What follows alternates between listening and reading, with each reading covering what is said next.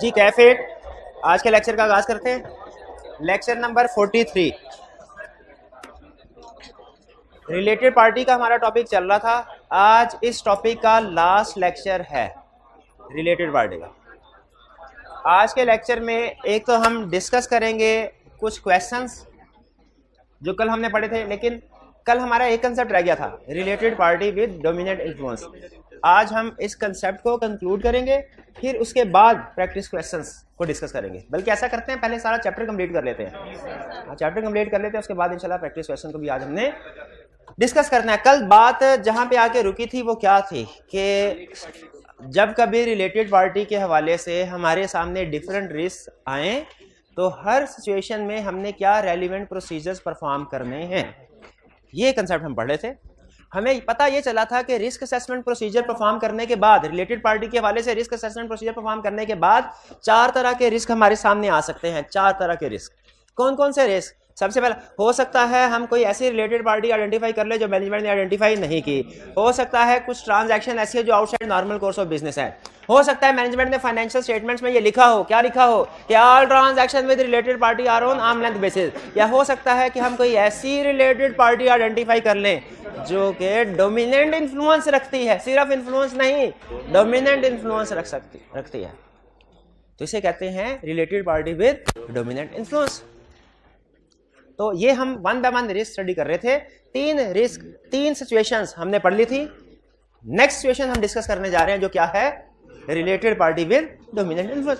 अच्छा, आप नोट कीजिए, रिलेटेड पार्टी की डेफिनेशन तो आपको पता ही है कि रिलेटेड पार्टी ऐसी पार्टी जिसका हम पे या जिस पे हमारा इन्फ्लुएंस हो, सिर्फ इन्फ्लुएंस, तो वो रिलेटेड पार्टी है। अच्छा, अगर इन्फ्लुएंस से भी बड़ी कोई चीज हो, कंट्रोल या डोमिनेंट इन्फ्लुएंस, क्या ले स्टैंडर्ड्स के लिए वर्ड यूज करता है कंट्रोल, नहीं लॉ वर्ड यूज करता है नॉर्मली कंट्रोल का। जो ऑडिटिंग स्टैंडर्ड वर्ड यूज करता है डोमिनेंट इन्फ्लुएंस। कहता है डोमिनेंट इन्फ्लुएंस क्या होता है? डोमिनेंट इन्फ्लुएंस का मतलब ऐसे रिलेटेड पार्टी जिसकी मर्जी के बगैर आप कुछ नहीं कर सकते और वो आपकी मर्जी के बगैर जो चाहे कर ले, ये है रिलेटेड पार्टी विद डोमिनेंट। कहता है रिलेटेड पार्टी की डेफिनेशन तो आपने पढ़ ली होगी, समझ ली होगी पहले लेक्चर में। आज आखिरी लेक्चर में related party with dominant influence को समझ लीजिए। इसकी डेफिनेशन क्या कहता है? Related party with dominant influence ऐसी पार्टी होती है, कुछ निशानियां हैं, जिस पार्टी में ये निशानियां होंगी, सारी होना लाजमी नहीं है, 1-2 भी हो जाए तो आपको पता चल जाना चाहिए ये related party with dominant influence है। एग्जाम में याद रखें, जब उसने कोई लिस्ट दी होती है किसी कंसेप्ट की और उसमें से एक चीज भी एग्जाम में आ जाए, हम कहते हैं सिचुएशन एक्टिवेट हो गई। जैसे एक हमारा क्वेश्चन है, टॉपिक है गोइंग कंसर्न इश्यूज वाला, उसमें वो हमें लिस्ट देता है कि ये 15-20 सिचुएशंस हैं जिनमें गोइंग कंसर्न इशू क्रिएट हो सकता है। कितनी सिचुएशन? 15-20। लेकिन एग्जाम में सिर्फ एक ही सिचुएशन देता है और कहता है बताओ क्या करेंगे, कि बताइए क्या गोइंग कंसर्न इश्यूज की 15-20 की लिस्ट है, तो क्या सारी चीजें जब 15-20 इकट्ठी होंगी फिर गोइंग कंसर्न इशू राइज होगा? नहीं, कोई एक भी हो जाए गोइंग कंसर्न इशू राइज होगा। नॉर्मली जब सारी चीजें जरूरी हो ना किसी कंसेप्ट के लिए, तो वो उसके साथ खास तौर पे लिख देता है एंड। जैसे उसने नेगेटिव कंफर्मेशन की 4 सिचुएशन थी, चारों पूरी, तो खास तौर पे उसने कह दिया एंड। लेकिन अगर खास तौर पे ना कहे और लिस्ट दे दे तो इसका मतलब क्या है कि कोई भी एक हो तो एप्लीकेबल हो जाएगी। तो उसी तरीके से जेन में गोइंग कंसर्न की एग्जांपल जेन में रखिएगा, मैंने यहाँ पे गोइंग कंसर्न की एग्जांपल दी थी आपको, वही कंसेप्ट थोड़ा सा फिट कर दिया मैंने। वापस आते हैं, तो ये इंडिकेटर्स हैं, ये सारे के सारे इंडिकेटर्स एक ही वक्त में पूरे हों लाजमी नहीं है। 1-2 इंडिकेटर्स भी अगर आ गए केस स्टडी में खास तौर पे, तो आपने फौरन अंदाजा लगा लेना क्या ये रिलेटेड पार्टी तो है, लेकिन रिलेटेड पार्टी के साथ साथ related party with dominant influence भी है। भाई कौन सी निशानियां हैं, कैसे पता चलेगा कि कोई रिलेटेड पार्टी विद डोमिनेंट? सबसे पहला, हर वो पार्टी नॉर्मली ये रिलेटेड पार्टी विद डोमिनेंट वो पार्टी हुआ करेगी जो ऑर्गेनाइजेशन की फाउंडर भी है और करंटली इस ऑर्गेनाइजेशन को मैनेज भी कर रहे हैं। माइक्रोसॉफ्ट, क्या कौन सी related party with dominant influence है? बिल गेट्स, फाउंडर भी मैनेजर भी, ठीक है। फाइनल जितने भी प्रपोजल हैं फाइनल अप्रूवल के लिए इसके पास जा रहे हैं। अगर आपको पता चले किसी कंपनी गाइड करने के लिए जाएं और वहां पे पता चले कि बिजनेस प्रपोजल जितने भी होते हैं, यस या नो, आखिरी फाइनल कॉल सेठ साहब देते हैं, आखिरी कॉल उनकी होती है, फाइनल अप्रूवल उनकी है। तो ये सेठ साहब कौन है? Related party with dominant influence. इनके पास वीटो पावर, वीटो पावर समझते हैं कि कोई भी करारदाद सामने आई ना, इन्होंने उसके खिलाफ वोट दे दिया तो बाकी सारी दुनिया इकट्ठी हो जाए, वो काम नहीं होना, फिर यह है वीटो। तो अगर किसी पार्टी के पास वीटो पावर हो, वो क्या होगी? पहचान लेंगे। किसी पार्टी के पास वीटो पावर है, चीजें फाइनल अप्रूवल के लिए उसके पास जा रही हैं, फाउंडर मैनेजर। अच्छा, इसमें से कुछ चीजें मिलती जुलती हैं, एग्जाम में कोई एक भी अगर आ गई तो आपने समझ जाना related party with dominant influence. No debate on. अच्छा, आप देखें दूसरों के प्रपोजल फाइनल अप्रूवल के लिए इसके पास आ रहे हैं और ये अगर चाहे तो वीटो कर सकता है, लेकिन इसके प्रपोजल दूसरों के पास नहीं जाते। इसके प्रपोजल के ऊपर कोई डिबेट नहीं होती विद इन द ऑर्गेनाइजेशन। इसका मतलब यह है कि नॉर्मली ऑर्गेनाइजेशन में मैनेजमेंट के पॉइंट ऑफ व्यू से मैनेजेरियल स्ट्रक्चर अगर देखें तो सबसे टॉप पे दो चार गवर्नेंस है, उनके फैसले इंप्लीमेंट होते हैं। भाई डायरेक्टर्स के फैसले इंप्लीमेंट होते हैं ना, लेकिन अगर आपको पता चले डायरेक्टर में से ही कोई या डायरेक्टर के अलावा कोई बंदा इतना पावरफुल है कि जब वो फैसला कर लेता है कोई, तो डायरेक्टर्स में भी हिम्मत नहीं है उस पर डिबेट कर सके, उस पर क्वेश्चन कर सके, तो वो क्या होगा? Related party with dominant influence. और इसकी ट्रांजैक्शंस को कोई भी इंडिपेंडेंटली रिव्यू या प्रूव नहीं करता, कोई रिव्यू या प्रूफ नहीं। ये है related party with dominant influence के जो ये ट्रांजैक्शन इसकी होती है। लास्ट ही तो सबसे समझने वाली चीज है, रिलेटेड पार्टी की अप्रूवल होती है, हर ट्रांजैक्शन की अप्रूवल होनी चाहिए, डायरेक्टर्स को करनी चाहिए नॉर्मली, और अगर डायरेक्ट इन्वॉल्व हो शेयर होल्डर्स को भी करनी चाहिए। लेकिन इस बंदे की जो ट्रांजैक्शन, हालांकि रिलेटेड पार्टी है, किसी में हिम्मत नहीं इस पे डिबेट कर सके, इसको रिव्यू कर सके, और ना ही अप्रूव करने के लिए ट्रांजैक्शन किसी के पास जाती हैं जो ये बंदा कर ले। इन शॉर्ट कंसेप्ट समझने के लिए एग्जांपल दे रहा हूं। पाकिस्तान के prime minister related party with, जो भी हो इसे क्या, related party with dominant influence नहीं है। क्यों नहीं है? क्यों नहीं? क्यों नहीं? क्योंकि सेनेट है, नेशनल असेंबली। जैसे कंपनी के अंदर डायरेक्टर्स होते हैं ना पॉलिसी मेकिंग के लिए, रिव्यू के लिए, अप्रूवल के लिए, उसी तरीके से कैबिनेट है, नेशनल असेंबली है, सेनेट ये नहीं है। अब लेकिन फिर कौन हुआ related party with dominant influence? Martial law administrator. मुझे खुद बताइए कि क्या फाइनल अप्रूवल के लिए चीजें उसके पास, वो अकेला बंदा होगा? ये नहीं 15-20 बंदे इकट्ठे होकर फैसले कर रहे हैं, अकेला बंदा, उसके पास वीटो पावर होगी? वीटो पावर होगी। इसीलिए मिसालें मैं ज्यादा नहीं इधर उधर की देता, आप उनको ऑपरेशन करना शुरू कर देते हैं। उसके प्रपोजल पे कोई और डिबेट करने की हिम्मत करेगा? ये जो टॉक शो पे बैठे होते हैं सारे, इधर का सियासतदान कोई करे उसको भी ऐसी की तैसी फेर देते, उधर उस पार्टी का करे उसकी भी ऐसी की तैसी। लेकिन जब आर्मी चीफ कोई और आ जाए, मेरे कहने का मतलब था हिम्मत तो मेरी भी नहीं है माशा। हाँ, तो फिर क्या होता है? फिर बताइएगा तो बात, माफी नो डिबेट ऑन प्रपोजल। इनके प्रपोजल पे कोई डिबेट। और बताइए क्या इनकी ट्रांजैक्शन, इनके जो भी सफरी अखराजात होंगे किसी भी अवाम की खिदमत के लिए, क्या उनको कोई रिव्यू करेगा? इनका रिव्यू करेगा? अभी तो खबरें आ जाती है ना, ये इस सफर पे गए 35 करोड़ खर्च हो गया, 10 करोड़ खर्च हो गया, लेकिन उस अरसे में आप देखें कोई इस तरह की खबर नहीं निकल, कोई इंडिपेंडेंटली रिव्यू कर। ये है रिलेटेड। जिस तरह कंट्री में मार्शल लॉ एडमिनिस्ट्रेटर का रोल होता है, उसी तरह विद इन दी कंपनी अगर कोई मार्शल, अगर तो जमहूरी कंपनी हो ना, उसमें बोर्ड ऑफ डायरेक्टर्स होंगे, सबकी से होगी, सबके प्रपोजल को डिस्कस किया जाएगा, रिव्यू किया जाएगा। लेकिन अगर कंपनी के अंदर कोई इतना पावरफुल बंदा हो जाए तो वो फिर उसे क्या कहेंगे? Related party with dominant influence. अच्छा, मुझे ये बताइए, related party with dominant influence का होना अच्छी बात है कि बुरी बात है? अच्छी भी हो सकती है, बुरी भी हो सकती है। अगर तो वो बंदा अच्छा है तो वो ऐसे एग्रेसिव डिसीजन भी कर सकता है जो शायद दूसरों में इतनी हिम्मत ना हो डिसीजन करने की। लेकिन अगर वो बंदा अच्छा नहीं है तो उसका एक गलत फैसला कंपनी को डुबो सकता है। अब एज ऑडिटर मुझे बताइए, हमने अच्छी वाली साइड पे जाना है कि नेगेटिव वाली साइड पे जाना है? इसीलिए वो ये कहता है कि related party with dominant influence का होना फ्रॉड रिस्क फैक्टर है। वो किस लिए? रीजन बहुत सिंपल है कि अगर ऑर्गेनाइजेशन के अंदर और कोई भी बंदा फ्रॉड कर रहा होगा ना, कुछ ना कुछ दूसरे लोग देखने वाले होंगे। कस्टमर अगर आके चोरी करना चाहता है तो सीसीटीवी कैमरा लगे होंगे। एम्प्लॉइज अगर चोरी करना चाहते हैं, मैनेजमेंट देख रही होगी इनको। मैनेजमेंट अगर फ्रॉड करना चाहती है, डायरेक्टर्स देख रहे होंगे। ठीक है, और डायरेक्टर्स अगर ऑडिटर।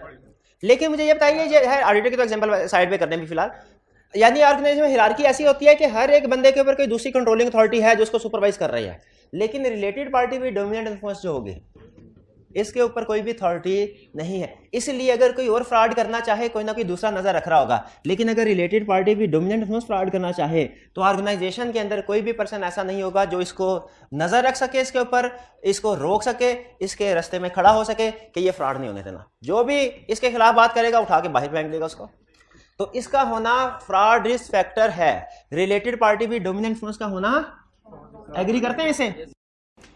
इसीलिए स्टैंडर्ड हमें यह कहता है कि ऑर्गेनाइजेशन के अंदर इसकी ट्रांजैक्शंस को प्रूव करने वाला, डिबेट करने वाला, रिव्यू करने वाला, प्रूव करने वाला कोई भी नहीं है, लेकिन एक बंदा है जो इसकी ट्रांजैक्शन को रिव्यू भी कर सकता है, ये भी देख सकता है कि फ्रॉडलेंट ट्रांजैक्शन तो नहीं है, ये भी देख सकता है कि कोई इलीगल ट्रांजैक्शन तो नहीं है। वो कौन है भला?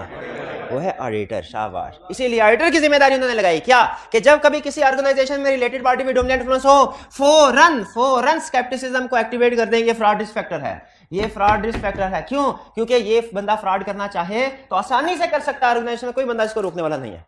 इसलिए जब ये पार्टी आइडेंटिफाई हो जाए तो इसकी जितनी भी ट्रांजैक्शन है निकाल बाहर करो। अच्छा, एक तो वैसे ही रिलेटेड पार्टी की सारी ट्रांजैक्शन को में हमें हाई रिस्क है, खास तौर पे इसकी ट्रांजैक्शन में तो रिस्क ऑफ फ्रॉड है। सारी ट्रांजैक्शन उठाएं और वैल्यूएट करें इन सारी ट्रांजैक्शन को जिनमें रिलेटेड पार्टी किसी ना किसी तरीके से इन्वॉल्व है। क्यों? क्योंकि इनमें फ्रॉड हो सकता है, इसमें मनी लॉन्ड्रिंग हो सकती है, इसमें कुछ इलीगल पेमेंट्स हो सकती हैं। ये अगर मनी लॉन्ड्रिंग करना चाहे, इलीगल पेमेंट करना चाहे, इलीगल एक्टिविटीज में इन्वॉल्व होना चाहे, खुद बताएं कोई रोक सकता है? सर अगर ये डोमिनेंट है तो फिर हमें रिपोर्ट कैसे करें?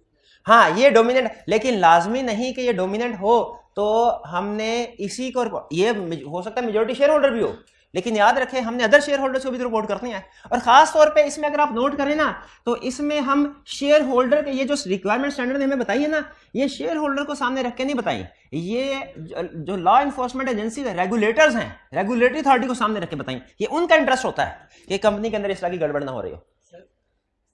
ठीक है, जैसे वो पिछले दिन कुछ एक स्कैंडल था कि वो गोरों को जाली डिग्री बना के बेच रहे थे, कोई क्या था नाम, जो भी नाम था उसका नाम नहीं लेते, हाँ, किसी एक टीवी चैनल के मालिक थे। हाँ, तो अगर ऑर्गेनाइजेशन के अंदर इस लेवल का बंदा किसी इस तरह की इलीगल एक्टिविटी में इन्वॉल्व हो, कोई रोक सकता है? कोई नहीं रोक सकता। इसीलिए इनमें इनके फ्रॉडलेंट ट्रांजैक्शन करने का चांस ज्यादा है। इसलिए ये रिक्वायरमेंट उन्होंने इंट्रोड्यूस करवाई कि ऑडिटर देखेगा फिर और रिपोर्ट करेगा। तो वो चाहे मेजॉरिटी शेयर होल्डर क्यों ना हो, स्टिल हम अपने ट्रांजैक्शन को वेरीफाई करेंगे, उनमें प्रॉब्लम है तो रेगुलेटरी अथॉरिटी को रिपोर्ट करेंगे। फ्रॉड के केस और खास तौर पे इलीगल ट्रांजैक्शन रेगुलेटरी अथॉरिटी को रिपोर्ट करना हमारी जिम्मेदारी होती है, अगर लॉ रिक्वायर कर रहा हो तो। जी नहीं, एक मिनट हरे, ऑडिटर की रिपोर्ट एड्रेस की जाती है शेयर होल्डर को, एड्रेस की जाती है शेयर, लेकिन ये कहना कि ऑडिटर की रिपोर्ट शेयर होल्डर्स के लिए है, ये टोटली गलत है। आपने ऑडिट रिपोर्ट का फॉर्मेट पढ़ा ना जो मैंने आपके साथ शेयर किया था, उसमें आपका पॉइंट ऑफ व्यू इस लिहाज से बिल्कुल ठीक है कि वो एड्रेस होती थी मेंबर्स को जो शेयर होल्डर्स हैं, लेकिन क्या उसमें अदर रिपोर्टिंग इम्प्लीकेशंस होती थी जो एसईसीपी के लिए होती थी? बिल्कुल। तो इसका मतलब है ये हमारी रिपोर्ट सिर्फ मेंबर्स के लिए नहीं है, रेगुलेटरी अथॉरिटीज के लिए भी है। तो हम सारे स्टेक होल्डर्स के लिए रिपोर्ट बना रहे होते हैं, ठीक है। वरना तो एग्जिस्टिंग शेयर होल्डर कहते हैं सर हमें पता है कि ये फाइनेंशियल स्टेटमेंट गलत है, इसमें हमने सेल्स को डबल किया हुआ है, लेकिन हमें पता है आप इसके ऊपर रिपोर्ट, हमें रिपोर्ट दे रहे हैं ना, हमें फ्रॉड का पता है, रिपोर्ट दे दें, हम उन्हें डबल सेल के साथ रिपोर्ट दे दें और वो इसको दूसरे इन्वेस्टर को दिखा के सारा बिजनेस डबल रेट में उनको बेच दें। ऐसे हो सकता है कि नहीं? तो हमारी रिस्पॉन्सिबिलिटी ऑडिटर, याद रखें, सिर्फ एग्जिस्टिंग शेयर होल्डर्स तक नहीं है, बल्कि दूसरे स्टेक होल्डर्स भी हैं, जिनमें रेगुलेटरी अथॉरिटीज भी शामिल हैं, जिनमें बैंक्स भी शामिल हैं, जिनमें इन्वेस्टर भी शामिल है फ्यूचर के, जो कि बाइंग कर सकते हैं, जो हमारी ऑडिटेड फाइनेंशियल, हमारी ऑडिट की फाइनेंशियल स्टेटमेंट को देके बाइंग डिसीजन करते हैं। इसलिए चाहे ये 100% शेयर होल्डर क्यों ना हो, स्टिल अगर ये किसी इलीगल एक्टिविटी वगैरह में इन्वॉल्व है हम रिपोर्ट करेंगे।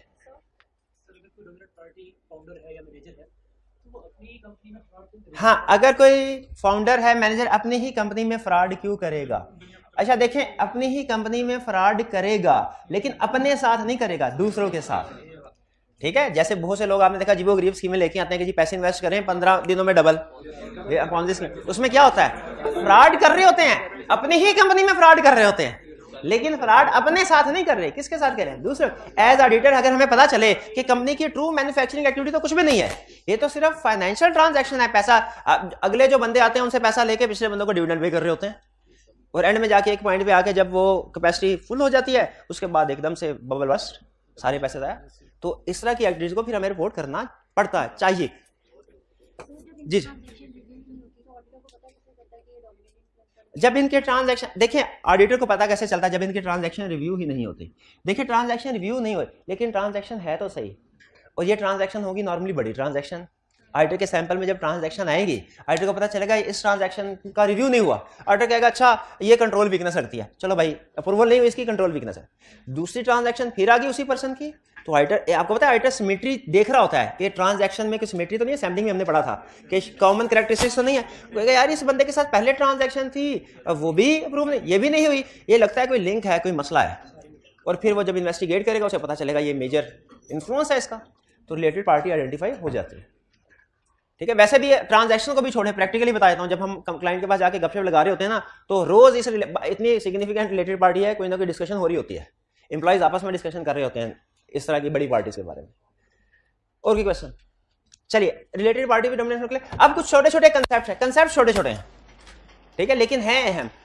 क्या कर सकता है वो इन कंसेप्ट्स को अलहदा से टेस्ट नहीं करेगा पूरा क्वेश्चन बना के। ये जो मैंने आपको यहां तक कंसेप्ट सिखा दिए ना, इनका पूरा क्वेश्चन बन सकता है। अब जो ऑनवर्ड कंसेप्ट सिखाने जा रहा हूं ना, इनका पूरा क्वेश्चन नहीं बनेगा। क्वेश्चन अगर बनेगा भी तो एक पार्ट बनेगा 2 नंबर का मैक्सिमम, इससे ज्यादा का नहीं। लेकिन ये कंसेप्ट वो अक्सर किसी बड़ी केस स्टडी के अंदर टेस्ट कर लेता है।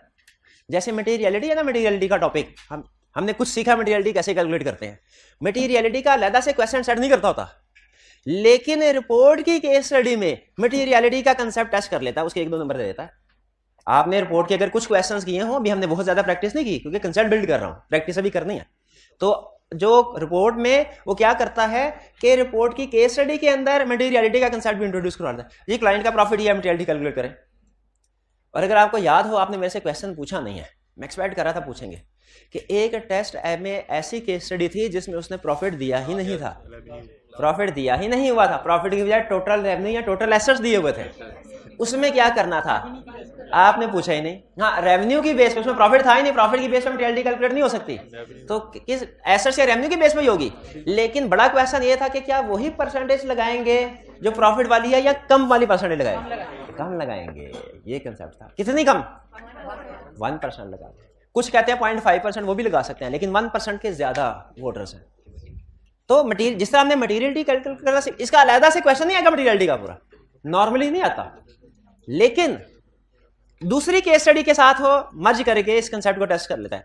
उसी तरह अब जो कंसेप्ट है ये अलहदा से टेस्ट नहीं करेगा मोस्ट प्रोबेबली, लेकिन किसी ना किसी दूसरे टॉपिक की केस स्टडी के साथ मिक्स कर सकता है, इवन रिपोर्ट की केस स्टडी के साथ भी मिक्स कर सकता है।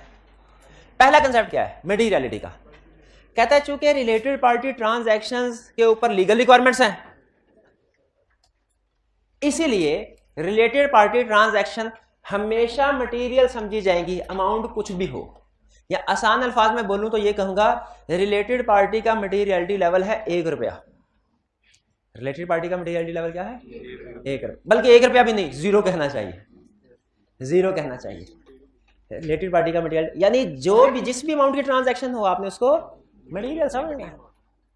इसकी एक छोटी सी एग्जांपल देता हूं। आप कहेंगे सर 10 रुपए का फ्रॉड कहां है मटेरियल होता है? 10 रुपए की ट्रांजैक्शन रिलेटेड पार्टी का हम चेक करेंगे हैं?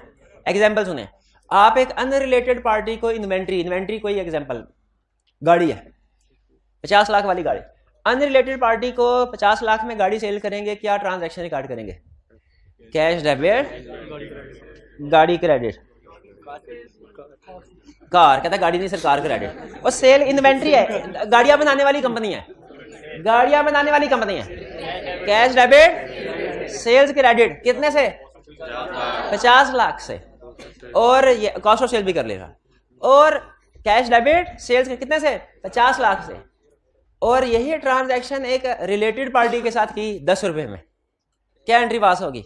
कैश डेबिट, सेल्स क्रेडिट 10 रुपए। और जब आप सेल्स का टी अकाउंट देख रहे होंगे उसमें लाखों की 50-50 लाख की ट्रांजैक्शन, एक 10 इममटेरियल, भाई इममटेरियल ही समझेंगे ना। लेकिन अगर आपको बताया जाए सर ये रिलेटेड पार्टी के साथ ट्रांजैक्शन, आपने कहना रुक जाओ भाई, अब तो ये दूसरों से भी ज्यादा मटेरियल हो गई क्योंकि इसमें रिस्क ज्यादा है। भाई 10 रुपए की क्या चीज बेची है, 10 रुपए की, पता चले 50 लाख की, भाई है कि नहीं, हाई रिस्क आइटम।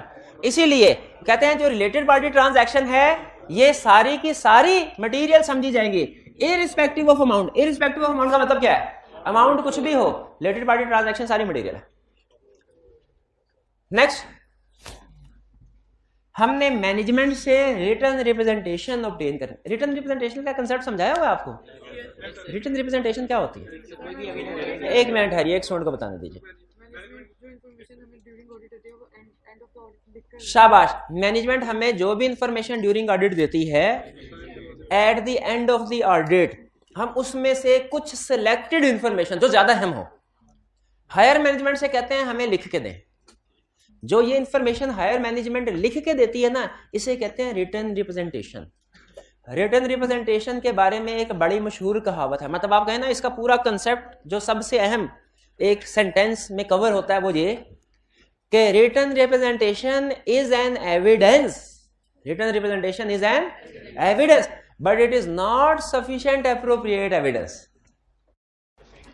तस्रीह करें, कहता है रिटर्न रिप्रेजेंटेशन आपने लाजमी मैनेजमेंट से ऑब्टेन करनी है। किस, अगर इशू क्रिटिकल है तो, अगर इशू क्रिटिकल है तो, अहम है तो रिटर्न रिप्रेजेंटेशन लाजमी ऑब्टेन करनी है।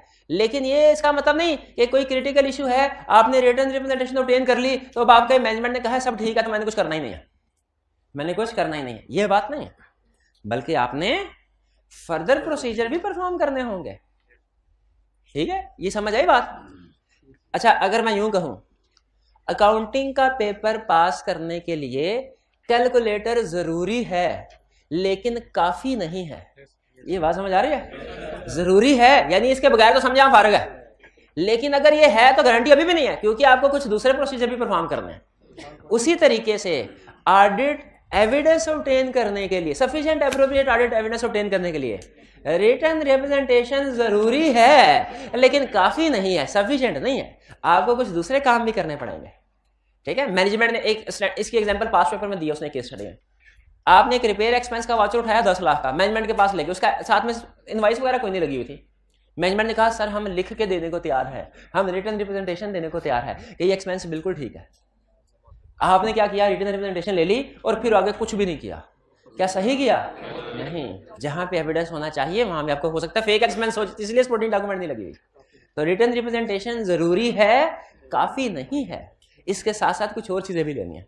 तो इसलिए आपने देखा कि हम रिलेटेड पार्टीज के हवाले से मैनेजमेंट से रिप्रेजेंटेशन ले रहे हैं क्योंकि रिलेटेड पार्टी है मेरी, है ना।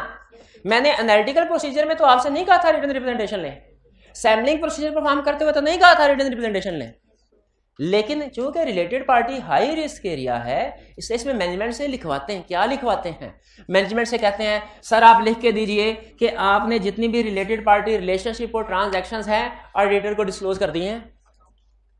मैनेजमेंट से क्या कह रहे हैं, लिख के दीजिए कि आपने जितनी भी रिलेटेड पार्टी रिलेशनशिप ट्रांजैक्शंस हैं ऑडिटर को डिस्क्लोज कर दी हैं, और जितनी भी रिलेटेड पार्टी रिलेशनशिप ट्रांजैक्शंस हैं उन्हें आपने प्रॉपर्ली काउंटेड फॉर करके फाइनेंशियल स्टेटमेंट में भी डिस्क्लोज कर दिया है एज पर फ्रेमवर्क रिक्वायरमेंट। यानी दो चीज, एक दोनों में फर्क क्या है? ऊपर वाले में कह रहा है कि ऑडिटर को बता दिया और नीचे वाले में कह रहा है फाइनेंशियल स्टेटमेंट में भी अप्रोप्रिएट अकाउंट फॉर करके डिस्क्लोज कर दिया। अच्छा, यहां पे एक रिप्रेजेंटेशन का कंसेप्ट भी फिट कर दूं हल्का सा। मुझे ये बताइए, मेरा ये ख्याल है कि जब हमने मैनेजमेंट से ये रिप्रेजेंटेशन ले ली ना कि हमने सारी की सारी related party relationship transaction auditors को बता दिए हैं और फाइनेंशियल स्टेटमेंट डिस्क्लोज कर दिए हैं, हमें ये रिप्रेजेंटेशन स्टार्ट में ले लेनी चाहिए। और अगर मैनेजमेंट रिप्रेजेंटेशन दे दे, हमें एक भी प्रोसीजर परफॉर्म करने की जरूरत नहीं जो हमने परफॉर्म किए थे। हम कहते हैं कंप्लीटनेस ऑफ रिलेटेड पार्टी को इंश्योर करने के लिए, ये आइडेंटिफाई करने के लिए कि कहीं रिलेटेड पार्टी रह तो नहीं गई, हमने प्रोसीजर परफॉर्म किए थे। याद है कौन से प्रोसीजर थे? Inquiry, inspection, discussion. हाँ, तो अगर मैनेजमेंट खुद से लिख के दे दे शुरू में तो हम उसमें से कोई भी प्रोसीजर परफॉर्म नहीं करेंगे। ट्रू और फॉल्स? शाबाश। क्यों? क्योंकि रिप्रेजेंटेशन जरूरी है काफी नहीं है, जरूरी है, काफी नहीं है। अच्छा, अब दूसरी केस स्टडी सुने, इसी कंसेप्ट को थोड़ा एडवांस करके रिप्रेजेंटेशन में टेस्ट करता होता है। अब दूसरा क्वेश्चन भी सुन लें, कंप्लीट कंसेप्ट दे दूं आपको। आपने कहा कि सर रिप्रेजेंटेशन अगर मैनेजमेंट दे भी देना, हमने अपने प्रोसीजर जरूर परफॉर्म करने हैं क्योंकि रिप्रेजेंटेशन जरूरी है, काफी नहीं है। मैंने कहा अच्छा इतनी ही जरूरी है, ठीक है। फिर मैनेजमेंट से होना क्या चाहिए? फिर मैनेजमेंट के पास गए, सर रिलेटेड पार्टी की रिप्रेजेंटेशन दे, उन्हें कहा सर रिप्रेजेंटेशन लेके क्या, आप कौन सा उसके ऊपर इतबार कर लेते हैं? आपने जो काम करना होता है वो तो आप फिर भी करते ही हैं, हमारी कौन सी मान है? तो ऐसा करें, हम आपको रोकेंगे नहीं। आप जिस वाउचर को, जिस चीज को चेक करना चाहे खुले आम चेक करें, हमें कोई मसला नहीं है। इसी काम के लिए तो आप आते हैं, हमसे कुछ ना मांगे, हम ये रिप्रेजेंटेशन नहीं देंगे, ये तो आपका काम है चेक करना रिलेटेड पार्टी सारी फाइनेंशियल स्टेटमेंट्स में रिकॉर्ड होगी कि नहीं। हम आपको ये रिप्रेजेंटेशन नहीं देंगे, आप खुद से अपने प्रोसीजर परफॉर्म करके ढूंढे। अब मुझे बताइए, अगर प्रोसीजर परफॉर्म कर सकते हैं लेकिन रिप्रेजेंटेशन नहीं मैनेजमेंट दे रही, बताइए ये ठीक है? ये भी ठीक नहीं है। हाँ, अब सुने, रिप्रेजेंटेशन जरूरी है, काफी नहीं है लेकिन जरूरी है। इसका मतलब है रिप्रेजेंटेशन भी लाजमी लेनी है, लेकिन रिप्रेजेंटेशन के साथ अदर एविडेंस भी लाजमी लेना है। हम एक इक्वेशन बनाते होते हैं, sufficient appropriate evidence is equal to written representation plus other evidence। अगर दोनों में से एक चीज भी मिसिंग हो ना तो हम कहते हैं, जैसे एग्जाम देने के लिए जाएं, कैलकुलेटर आपके पास नहीं है या कंसेप्ट नहीं लेके गए साथ एग्जाम में, दोनों सूरतों में आप फारिग हैं, अनलेस की अल्टरनेटिव प्रोसीजर आप परफॉर्म करें, किसी दूसरे से कैलकुलेटर मांग लें। भाई ऐसे है ना, अगर कैलकुलेटर के बगैर काउंटिंग का पेपर दें, कोई है कोई माई का लाल जो कहीं मैं पास हो जाऊंगा कैलकुलेटर के बगैर? नहीं हो सकते, ठीक है, नहीं हो सकते। अल्लाह इंशाल्लाह, अल्लाह करे तो फिर आप सीए किए बगैर ही आपको सीए के सारे फायदे मिल जाए, ये भी हो सकता है, लेकिन उसके लिए भी थोड़ी बहुत तो मेहनत करनी पड़ेगी, अच्छे काम करने पड़ेंगे। तो रिटन रिप्रेजेंटेशन का स्टेटस समझ आ गया? अब रिटन रिप्रेजेंट, अच्छा तो फिर लिख लें, एक किसी जगह पे लिख लें कि सर ने एक इक्वेशन बताई थी कभी, क्या? Written representation is sorry sufficient appropriate evidence is equal to written representation plus other evidence. ये इक्वेशन, बस आधा चैप्टर आपका क्लियर हो गया समझ लें कंसेप्चुअली, और आप केस स्टडीज भी अटेम्प्ट करने के काबिल हो गए। अब किसी रिपोर्ट की केस स्टडी के अंदर मैं रिटन रिप्रेजेंटेशन का कंसेप्ट भी टेस्ट कर लूं, मसला तो नहीं है। चलिए ठीक है, आगे चलते हैं। कम्युनिकेशन विद दोस्त, अच्छा मैनेजमेंट में और दोस्ताबी गवर्नेंस में क्या फर्क होता है मेरे भाई? मैनेजमेंट, ये हाइब्रिड क्लास में जो स्टूडेंट ये बेहोश हुआ पड़ा है, इससे पूछें, इससे पूछें। हाँ, ये एंड में जो सारे स्टूडेंट इकट्ठे हुए हैं ना, इनमें से किसी से पूछें, पता नहीं क्या कर पीछे, आगे इतनी जगह खाली है फिर भी पीछे बैठे हुए हैं। हाँ जी बताइए भाई, मैनेजमेंट और दोस्ताबी गवर्नेंस में क्या फर्क है? बोलते पे जल्दी बोल दिया करें यार, कितना इंतजार करना पड़ता है आपका। अब भाईजान इन्हीं से पूछ ले, जो पहले जिनके सामने माइक रखा था, इन्हीं से पूछ ले। अब बता दे भाई, मैनेजमेंट और दोस्ताबी गवर्नेंस के दरमियान क्या फर्क है? मेरा ख्याल है दोनों एक ही चीज है। एक मिनट है जी भाई, जी शर्मा नहीं वो, जी जी जी, मैनेजमेंट और दोस्ताबी गवर्नेंस में क्या फर्क है? दो चाबी गवर्नर डायरेक्टर्स हैं और मैनेजमेंट सीईओ सीएफओ वगैरह। अच्छा कौन सी अथॉरिटी ऊपर है अपर लेवल पे? मैनेजमेंट के दो चाबी गवर्नेंस, दो चाबी, शाबाश। तो मैनेजमेंट से तो हम रिप्रेजेंटेशन ले रहे हैं हम। अच्छा क्या ऐसा पॉसिबल है, जरा सोच के बताइएगा, कि मैनेजमेंट किसी फ्रॉड में इन्वॉल्व हो और डायरेक्टर्स को उसका इल्म ना हो? तो हो सकता है, बिल्कुल ऐसे हो सकता है। अच्छा अगर सीएफओ, सोचें जरा, सीएफओ किसी रिलेटेड पार्टी के साथ मिलकर फ्रॉड कर रहा है और डायरेक्टर्स ने कहा है जितनी भी रिलेटेड पार्टीज हो ना हमें बता दिया करना, क्या सीएफओ बताएगा डायरेक्टर को ये रिलेटेड पार्टी? मोस्ट प्रोबेबली नहीं बताएगा। अच्छा अगर हमें पता चल जाए कि मैनेजमेंट ने कोई रिलेटेड पार्टी हमसे भी छुपाई है, तो हम ये सोचेंगे हमसे छुपाई है तो मोस्ट प्रोबेबली डायरेक्टर से भी छुपाई होगी। ये सोचना चाहिए कि ये सोचना चाहिए डायरेक्टर को पता होगा, बताने की जरूरत नहीं है। अच्छा अगर कोई रिलेटेड पार्टी ट्रांजैक्शन हो जिनमें डायरेक्टर्स की अप्रूवल लेना जरूरी हो, लेकिन मैनेजमेंट ने डायरेक्टर्स की अप्रूवल नहीं ली, हमें पता चल गया अप्रूवल नहीं ली, हमें वो ट्रांजैक्शन डायरेक्टर्स को बता देनी चाहिए। तो लॉ ये कहता है कि जिस तरह मैनेजमेंट की जिम्मेदारी है ना आपको रिलेटेड पार्टी वगैरह बताए, लेकिन अगर आपको उसमें किसी किस्म की गड़बड़ नजर आए तो आपको डायरेक्टर्स को कम्युनिकेट कर देना चाहिए। नेक्स्ट कंसेप्ट यही है, कम्युनिकेशन विद दो चाबी। वो कहता है अच्छा, एक है कंसेप्ट जनरल, एक है स्पेसिफिक। जैसे जनरल रिस्पॉन्सिबिलिटीज क्या है ऑडिटर की, इंश्योर करना है financial statement free from material misstatement. ये कुछ स्पेसिफिक, क्या स्पेसिफिक रिस्पॉन्सिबिलिटी के रिलेटेड पार्टी ठीक तरीके से अकाउंट फॉर डिस्क्लोज हुई हो, के सब्सिक्वेंट इवेंट सही तरीके से अकाउंट फॉर डिस्क्लोज हुए हो, वगैरह वगैरह, स्पेसिफिक। उसी तरीके से जनरल रिस्पॉन्सिबिलिटी ऑडिटर की सुन लें। आपको याद है चैप्टर 2 में हमने ऑडिटर की रिस्पॉन्सिबिलिटी पढ़ी थी, क्या पढ़ी थी? थोड़ा टाइम ज्यादा लग रहा है लेकिन कंसेप्ट इसलिए लिंक कर रहा हूं ताकि इस बहाने से पुराना कंसेप्ट भी रिवाइज हो जाए और ये भी पक्का हो जाए। बताइए क्या रिस्पॉन्सिबिलिटी पढ़ी थी? टू ऑब्टेन जेबल assurance whether financial statement free from material misstatement whether due to error and fraud and to issue report. बस के कुछ और भी था, शाबाश। To communicate findings as required by I. इससे हमने ये सबक हासिल किया था कि शेयर होल्डर्स के साथ साथ सम टाइम ऑडिटर की रिस्पॉन्सिबिलिटी होती है उसने कुछ दूसरी पार्टीज को भी कम्युनिकेट करना है। ऐसा ही है, दूसरी पार्टीज को। ये उसकी एक और एग्जाम्पल, उसमें एक एग्जाम्पल मैंने आपको क्या दी थी कि डायरेक्टर्स को weaknesses in internal control communicate करते हैं जो सिग्निफिकेंट होती है। एग्जांपल दी थी ना। अब दूसरी एग्जांपल मैनेजमेंट को भी करते हैं, डायरेक्टर्स को भी करते हैं। एक एग्जांपल दी, चलिए मैनेजमेंट को कर लें।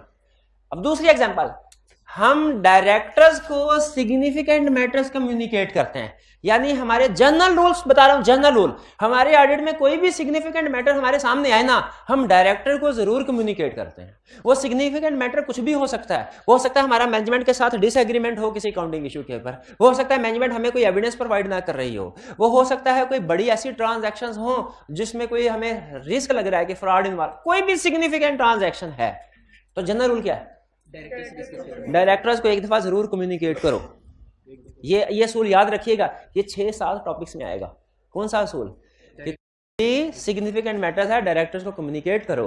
तो मुझे बताइए, रिलेटेड पार्टी के हवाले से भी कोई सिग्निफिकेंट मैटर हो सकता है तो हमें डायरेक्टर्स को कम्युनिकेट करना चाहिए। यस क्या? अगर अब मुझे आपने बताना है कि ये सिग्निफिकेंट मैटर है कि नहीं। अगर कोई रिलेटेड पार्टी है जो मैनेजमेंट ने आइडेंटिफाई नहीं की थी, हमने आइडेंटिफाई कर ली, क्या डायरेक्टर को सिग्निफिकेंट है? डायरेक्टर्स को कम्युनिकेट करना चाहिए, करेंगे। फिर कोई रिलेटेड पार्टी ट्रांजैक्शन जिसकी अप्रूवल डायरेक्टर से होनी चाहिए थी लेकिन नहीं ली गई, क्या डायरेक्टर को बताना चाहिए? सिग्निफिकेंट है, अप्रूवल होनी चाहिए थी, नहीं ली गई, सिग्निफिकेंट है, डायरेक्टर्स को बताना चाहिए, हम बताएंगे। ये दोनों बातें वो हैं जो अहम है, मैनेजमेंट ने लेकिन डायरेक्टर्स को नहीं बताई। मैनेजमेंट ने डायरेक्टर्स को नहीं बताई तो हमें बतानी चाहिए। नॉर्मली आप मैनेजमेंट और डायरेक्टर्स को ना एक ही लाइन में खड़ा कर देते हैं कि जी ये दोनों एक ही, चले हायरार्की डिफरेंट है ऊपर, लेकिन अगर फ्रॉड हुआ तो दोनों इन्वॉल्व होंगे। ऐसे नहीं होता। सम टाइम ऐसा होता है मैनेजमेंट फ्रॉड में इन्वॉल्व होती है, डायरेक्टर्स नहीं होते। सम टाइम होते भी हैं, सम टाइम नहीं होते। ज्यादातर केसेस में प्रैक्टिकली क्या होता है, मैनेजमेंट फ्रॉड में इन्वॉल्व है, डायरेक्टर्स को नहीं पता, या डायरेक्टर में से किसी एक को पता, उनको सपोर्ट कर रहा है, बाकियों को नहीं पता। ऐसे भी होता है। तो इसीलिए मैनेजमेंट अगर कोई इन्फॉर्मेशन डायरेक्टर नहीं पहुंचाई, हमने क्या, हमें पता चली, हम क्या करेंगे? पहुंचा देंगे। देखिए डायरेक्टर्स सारे इन्वॉल्व नॉर्मली नहीं होते, एक आधा डायरेक्टर इन्वॉल्व होता है तो हम बाकी दूसरे डायरेक्टर से कहते हैं कि इसके खिलाफ एक्शन ले। हाँ, अगर फर्ज कीजिए सारे डायरेक्टर इन्वॉल्व हो, फिर ऑडिटर क्या करता है? गैस करें। फिर ऑडिटर विड्रॉ कर लेता है और शेयर होल्डर रेगुलेटरी अथॉरिटी को बताता है कि ये सारे के सारे फारक, इनकी इंटेग्रिटी नहीं है, मैं इनका ऑडिट नहीं करूंगा। रिपोर्टिंग एप्लीकेशन वाहिद एग्जांपल है, वाहिद एक्सेप्शन कह लें हमारे एक रूल की। रूल क्या है हमारा? हमारा रूल यह है कि रिपोर्ट पे इफेक्ट सिर्फ 2 चीजों का होता है, या मिस स्टेटमेंट या scope limitation. Internal control weaknesses audit report में नहीं आते, मैनेजमेंट लेटर में रिपोर्ट करते हैं। लेकिन अगर इंटरनल कंट्रोल, अब जरा सोचिए, पहले इसकी सिग्निफिकेंस सोचिए, अहमियत क्या है। रिलेटेड पार्टी ट्रांजैक्शंस अहम हैं, एक एक ट्रांजैक्शन मटेरियल है। ऑर्गेनाइजेशन में कोई ऐसा सिस्टम होना चाहिए, कंट्रोल्स होने चाहिए कि रिलेटेड पार्टीज को आइडेंटिफाई किया जा रहा हो, ट्रांजैक्शंस को अप्रूव किया जा रहा हो, उनको अप्रोप्रिएटली कॉन्फर और डिस्क्लोज किया गया हो, ये होना चाहिए। यानी इंटरनल कंट्रोल सिस्टम को आइडेंटिफिकेशन, अप्रूवल, काउंटिंग, डिस्क्लोजर, इन चारों चीजों को इंश्योर करना चाहिए। अगर ट्रांजैक्शन तो कुछ आपको बताई गई, फर्ज कीजिए लेकिन पता चला कंट्रोल्स वीक है। कंट्रोल इन रिलेटेड आम ट्रांजैक्शन के कंट्रोल वीक होना, हम कहते हैं नो प्रॉब्लम, सेल्स के कंट्रोल वीक है, सेल की ट्रांजैक्शन, सेल की वेरिफिकेशन बढ़ा दो। परचेज के कंट्रोल वीक है, परचेज की वेरिफिकेशन बढ़ा दो। लेकिन रिलेटेड पार्टी के कंट्रोल्स वीक है ना, तो स्टैंडर्ड फॉरन कहता है प्रोसीजर बढ़ाने से कोई फर्क नहीं पड़ेगा, क्योंकि ऑलरेडी आपके लिए रिलेटेड पार्टी ट्रांजैक्शन को आइडेंटिफाई करना मुश्किल होता है। पढ़ा ना हमने, already related party transaction risky होते हैं। तो इनमें अगर क्लाइंट आपको लिस्ट दे भी देना, उसकी वेरिफिकेशन में आपको अच्छा खासा टाइम लग जाता है। और अगर पता चले कंट्रोल्स वीक हैं, तो इसका मतलब 100% कंफर्म समझ लें कि जो आपको लिस्ट दी गई है ना, वो कंप्लीट नहीं है। अगर रिलेटेड पार्टी के कंट्रोल्स इनइफेक्टिव हैं, तो इसका मतलब क्या है, जो आपको लिस्ट दी गई है वो कंप्लीट। तो कंट्रोल्स इनइफेक्टिव हो तो हम अपना क्वालिफाइड या डिस्क्लेमर ऑफ ओपिनियन देंगे। क्या एविडेंस, डिस्क्लेमर लिखा हुआ है कि एडवर्स लिखा हुआ है? डिस्क्लेमर, स्कोप लिमिटेशन होगी। और दूसरा, अगर डिस्क्लोजर ठीक नहीं है, ये तो कॉमन है ना, अगर मैनेजमेंट ने रिलेट, अच्छा ये ज्यादातर पूछता है, ये नहीं पूछता कंट्रोल, ये आपको थोड़ा मुश्किल लग रहा होगा ना समझने में, और गुड समझ आ गया। कंट्रोल्स वीक हैं तो फिर डिस्क्लेमर। नॉर्मली कंट्रोल्स वीक पे ओपिनियन मॉडिफाई नहीं होती, ध्यान में रखिएगा, नॉर्मली नहीं ऐसा होता। ये सिर्फ ना इससे पहले कभी ऐसा हुआ, ना इसके बाद होगा, सिर्फ इसी एक एग्जांपल में स्टैंडर्ड हमें कहता है। और दूसरा, अगर रिलेटेड पार्टी के डिस्क्लोजर फाइनेंशियल स्टेटमेंट्स में इंक्लूड नहीं किए गए, मिस स्टेटमेंट है, इफेक्ट मटेरियल है तो कौन सा ओपिनियन, इफेक्ट परवेसिव है तो adverse opinion. Type of opinion याद है ना, एडवर्स ओपिनियन। ये तो आसान है। और ज्यादातर गैस कीजिए एग्जाम में कौन सी वाली रिपोर्टिंग इम्प्लीकेशन पूछता है, पहले वाली के दूसरे वाली? दूसरे वाली, दूसरे वाली। क्या हमें कुछ डॉक्यूमेंट करनी चाहिए चीजें, क्या करना चाहिए डॉक्यूमेंट? कितनी रिलेटेड पार्टी थे, उनके साथ रिलेशनशिप क्या, नेचुरल। ट्रांजैक्शंस डॉक्यूमेंट करने की जरूरत नहीं, क्यों भला? शाबाश, वो फाइनेंशियल स्टेटमेंट में डिस्क्लोज। अच्छा, ये डॉक्यूमेंटेशन आपने इससे पहले पढ़ा हुआ है लर्निंग ऑब्जेक्टिव? एक जगह भी हमने पढ़ी थी ये चीज, इसी चैप्टर के अंदर पढ़ी थी एक जगह, प्रीवियस ईयर के वर्किंग पेपर याद है? Audit procedure to ensure completeness, उसमें इंस्पेक्ट अदर प्रोसीजर्स में था। हाँ, तो जाहिर है इसका मतलब है हम इन रिलेटेड पार्टी को डॉक्यूमेंट करते हैं तो अगले साल जाके इस काबिल होते हैं ना कि प्रीवियस ईयर के वर्किंग पेपर में देखें कि रिलेटेड पार्टी कौन कौन सी। कुछ को समझ आए? ये था हमारा चैप्टर कंप्लीट। अब आपके पास है 3 मिनट, जल्दी से जो कुछ आपने पढ़ा, कल वाला तो पढ़ाएंगे, आज जो कुछ पढ़ा है इसको रिवाइज कर लें ताकि हम क्वेश्चंस की तरफ चल सकें। 3 मिनट के बाद आपका अगर कोई क्वेश्चन होगा तो हम वो पूछ लेंगे, डिस्कस कर लेंगे, और फिर उसके बाद पास्ट पेपर्स की प्रैक्टिस करेंगे। जी पॉज कीजिएगा। जी रीडिंग कर ली होगी आपने, कोई क्वेश्चन पूछना चाहते हैं तो पूछ लें। जी भाई,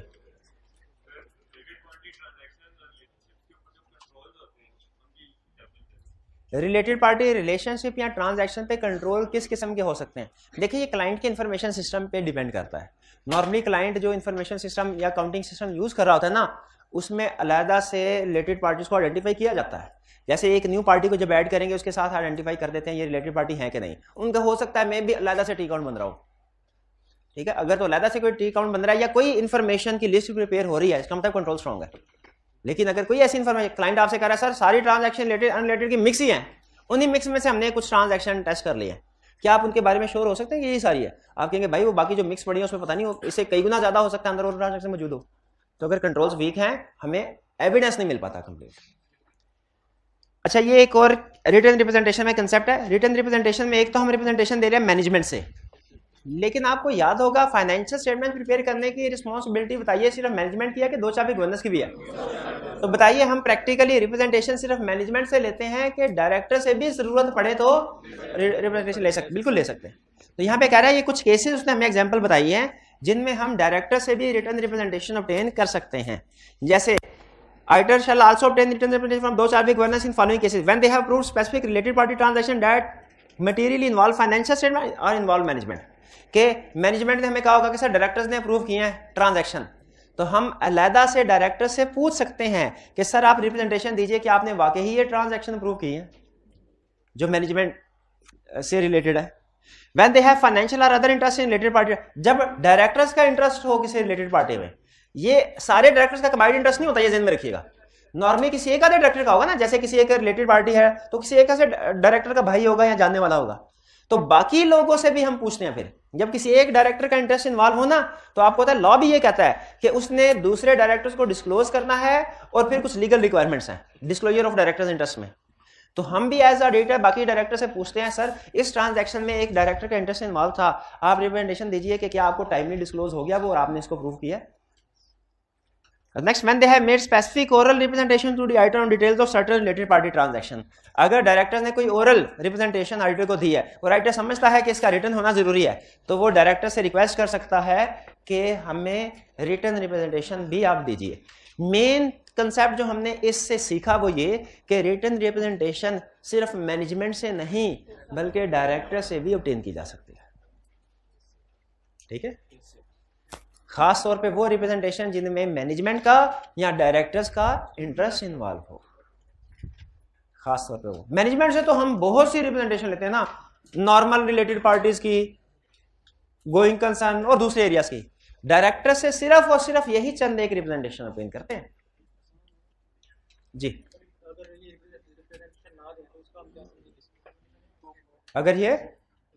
अगर मैनेजमेंट कोई रिप्रेजेंटेशन हमें ना दे तो इसका क्या इंपैक्ट होगा हमारी ऑडिट पे? ये एक स्कोप लिमिटेशन होगी और इसका इंपैक्ट देखा जाएगा। अगर इसका इफेक्ट मटेरियल है, क्वालिफाइड ओपिनियन, परवेसिव है, डिस्क्लेमर होता है। हाँ जी, क्लियर? और कोई क्वेश्चन? चलिए अब जरा 5 रुपए के क्वेश्चन की तरफ चलते हैं। Briefly describe any 3 risk of material misstatement in case of significant related party transaction. कोई से 3 रिस्क बता दे, कोई से 3 रिस्क बता दे। हाँ आप मेरे भाई जनाबे आली, आप रिलेटेड पार्टी के बारे से रिस्क कौन? रिलेटेड पार्टी भी डोमिनेंट क्यों नहीं आते? पढ़ के नहीं आए? पढ़ के नहीं आए?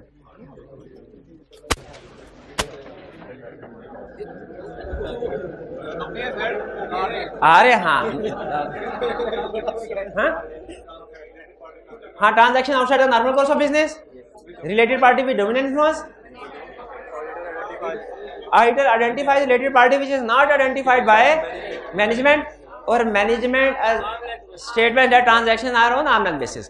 कोई से 3 बता दे, कोई से, बल्कि 4 बता दे, बेहतर है। क्लियर ये क्वेश्चन? Next schedule. अच्छा, इसमें मैंने आपको बताया था कि स्टाइल केस स्टडी का होता है, लेकिन एंड पे क्वेश्चन रिप्रोडक्शन का बन रहा। आपने सिर्फ इंफॉर्मेशन से मैच करना है कि कंसेप्ट कौन सा है। A schedule of related party transaction provided by client includes 2 significant transactions which are outside the normal course of business। ये लो, बाकी रह क्या क्वेश्चन में? खुद से कह दिया, क्या कह दिया खुद से? Transaction outside the normal course of business. State the substantive procedure that an auditor should undertake in respect of this transaction. क्या सब्सटेंटिव प्रोसीजर्स हैं? बताइए क्या सब्सटेंटिव प्रोसीजर है?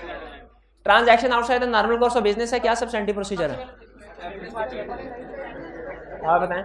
सबसे पहले देखेंगे रिलेटेड पार्टी इन्वॉल्व है कि नहीं। रिलेटेड पार्टी इन्वॉल्व है तो ये सिग्निफिकेंट रिस्क है। फिर बिजनेस रैशनल देखना था कि नहीं देखना? बिजनेस रैशनल के ऊपर तो डिस्कशन की थी हमने इतनी, उसके पॉइंट, लेकिन वो पॉइंट लिखने की जरूरत नहीं क्योंकि मेन पॉइंट ही कवर कर जाएंगे मेरा ख्याल है। फिर इंस्पेक्ट करना है किसको? कॉन्ट्रैक्ट एग्रीमेंट्स को। और क्या देखना है? Authorisation, approval, terms of the contract, management explanation का कंसिस्टेंट है कि नहीं, और कहीं इसमें कोई फ्रॉडलेंट फाइनेंशियल रिपोर्टिंग या मिस एप्रोप्रिएशन ऑफ एसेट, कोई फ्रॉड तो नहीं है। Appropriately accounted for and disclosure है कि नहीं। शाबाश, ये सारी इसमें पढ़ी थी ना आउटसाइड में। अब देखिए क्वेश्चन दिखने में थोड़ा सा लेंथी लग रहा है, लेकिन रिक्वायरमेंट क्या पूछ रहा है में? Transaction outside the normal course of business के प्रोसीजर। क्वेश्चन 8, ये तो पक्की केस स्टडी लग रही है मुझे। You are the audit manager on the audit of a listed company. Sorry, record, ठीक है। Discuss your course of action in the above situation। कोई फायदा नहीं रिक्वायरमेंट पढ़ने का, क्यों? क्योंकि इसमें रिक्वायरमेंट कह रहा है, ये अक्सर केस स्टडी में आपको इसी तरह की लाइन जी। तो चलिए बुक सामने रखिए, तब तक प्रोजेक्टर जो है वो रिस्टार्ट हो रहा है। क्या भाई ये पकड़िए। You are the audit manager on the audit of a listed company, Camil Limited. Prior to the completion of audit, you came across a prospectus issued by Neelam Limited। अच्छा, हम कामिल लिमिटेड के ऑडिटर है, नीलम के नहीं है। According to which a director of KL is the chief executive of NL। सबसे अहम information question में, KL का डायरेक्टर NL का चीफ एग्जीक्यूटिव है, तो इसका मतलब दोनों क्या हो गई? Associated company. एसोसिएटेड मतलब रिलेटेड पार्टीज हो गई। However, the name of NL was not included in the list of related parties provided by KL. Name of NL was not included in list of related parties. Name, लेकिन prospectus पढ़ के हमें identify हो गया, client ने नहीं बताया हुआ था. Name was not in, हमें identify. On being confronted, the management has advised that name was omitted inadvertently as the appointment took place just 2 months prior to the year end. उनका sir 2 महीने पहले मैं इसलिए गलती से मिस्टेक हो गई और ये रिलेटेड पार्टीज हम आपको नहीं बता सके. सोचिए जरा कौन से वाला केस है.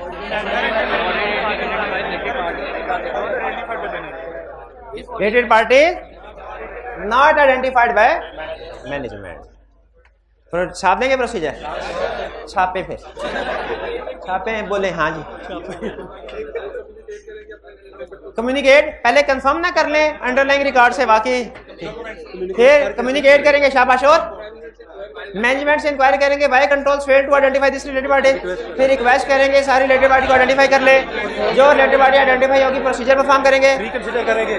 रिस्क ऑफ कंप्लीटनेस बढ़ जाएगा. अगर इंटेंशन है तो रिस्क ऑफ फ्रॉड भी बढ़ जाएगा.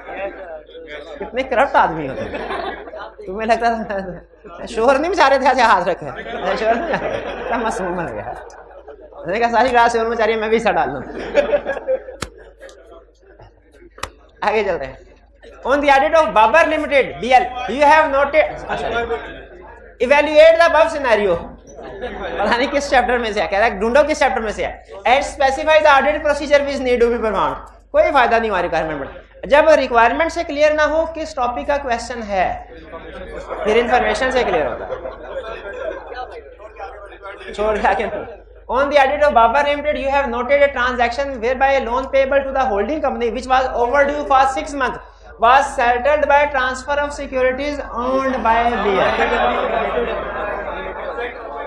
ट्रांजैक्शन आउटसाइड था. अच्छा कैसे पता चला आउटसाइड से normal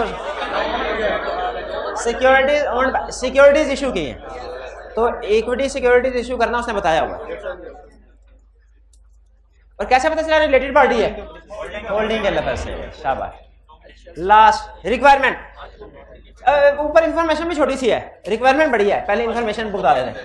Shams limited is an unquoted public company, unquoted unlisted. A large part of its business is carried out with person organization who are related to the management or the shareholders. Related party के साथ ज्यादा transaction कर रहे हैं. A. State any aid procedure which an auditor may perform for determining the existence of related parties or related party transaction. कौन सा procedure? Completeness के, inquiry, inspection, discussion, other. शाबाश. B. Give 4 examples of situation that may be indicative of dominant influence. Exactly.